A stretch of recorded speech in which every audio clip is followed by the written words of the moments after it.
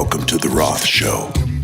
Jesus, is that on? You caught us. Service guys and gals coming back from Hawaii and all of the South Pacific area, the South Pacific Tour, the Pacific Fleet. There's a whole tour that goes all the way through all of the islands, and everybody coming back from Korea, and even more importantly in Vietnam, we're bringing back all manner of tropical culture. Tiki culture arrived at our shores starting at the end of World War II, because how many guys are based South Pacific style? You've seen the play South Pacific, coming out of Hawaii and all of that area. Fellas bringing back souvenirs and things, everything from the Hawaiian luau shirt, the word luau, the idea of having a luau.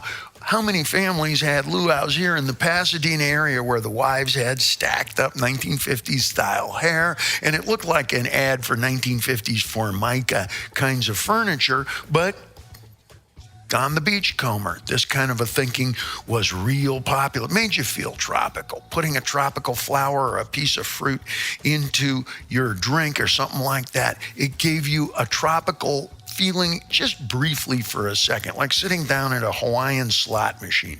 I don't know why, but for a second, I feel tropical. Do you participate in current tiki culture at all today, Tom? It's relevant and really prevalent downtown, and you live right in the heart of everything that's happening right now and even tomorrow. Talk to me. There's a couple of bars. There's a couple that are like tiki-style bars that I do enjoy, and there's also a cocktail called a painkiller that is a famous sort of beach, served in some sort of a tiki statue with a lot of fruit on top and an umbrella. What kind of music do they play? Is it tiki-oriented, tropical-oriented surf style? Or is there a contrasting sort of Silver Lake, we're hip, like jazz? So, yes, in the Silver Lake bars, yes, it's very contrasting. There's not any sort of surf music being played. It's whatever kind of hip, vest, mustache-only wearing music is happening at the time. That's what they're playing in those places. It makes sense to try and contrast sometimes. Unexpectedly, if you play jazz with tiki culture, it may reveal an unexpected element of tiki culture that you hadn't been thinking about, like maybe tiki culture is smart.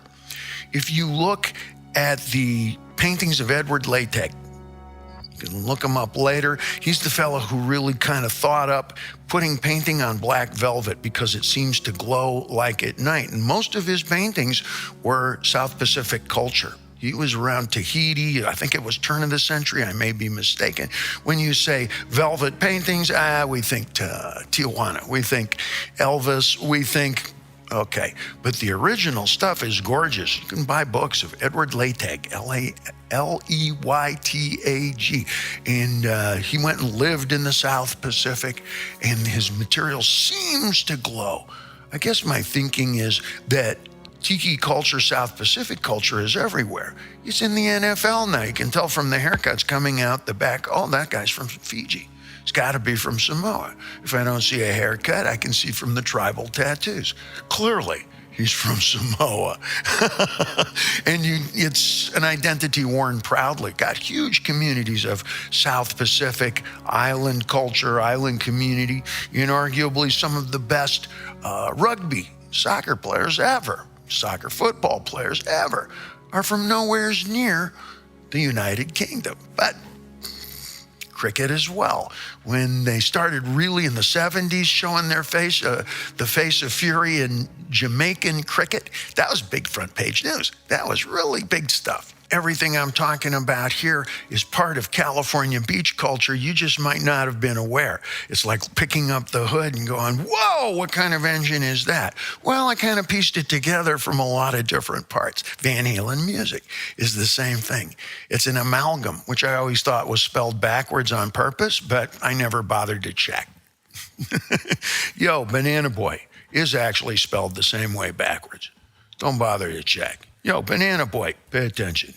Snoop Doggy, Dr. Dre, you might not think of them as components of California summertime culture, but absolutely they're right up there near the front bumper. You couldn't possibly be more part of what happens when June comes around and school gets out than that kind of a drift, that kind of tempo, that kind of a spirit, because that's very much a part of the climate. It's very much part of what we call the California numbshine, baby. Comfortably numb. Somebody from not even around here came up with that term. Motherfuckers from out of state, yo. And before, if you're East Coast or somewhere where it gets cold and it's inclement or something like that, then, and I'm going to do this with respect, but because of certain genetic incapacities, I'm not going to do it well. When it's cold outside, you can dance, motherfucker. You can do this shit loud, like this. But if you're in a convertible and you're in California traffic jam and you have that sun coming down, your dancing after a few hours in those conditions is going to be a little bit more like this. Uh-oh. Green light. Yeah. Now I look a little more like Snoopy, don't I? Say what? That sounds more like Cameo. But you know my good intentions, dog. Green light. Lots of room in LA. Lots of space. Used to be a lot more space too. That's why they put Hollywood out there. That was just bean fields for $50 an acre. Lots of place to drive your car, a lot of space to build your car. You can get yourself a little house, can be made out of wood, stucco. Oh, how you can get stucco. A little bit of Groucho. Marx Brothers made their home here. That's East Coast humor with a little bit of ease, making the scene with a gangster lean. In fact,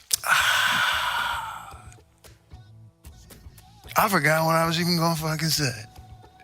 And nobody even noticed. Green light. I don't know if there is such a thing as jokes anymore. It's just truth dipped in sugar.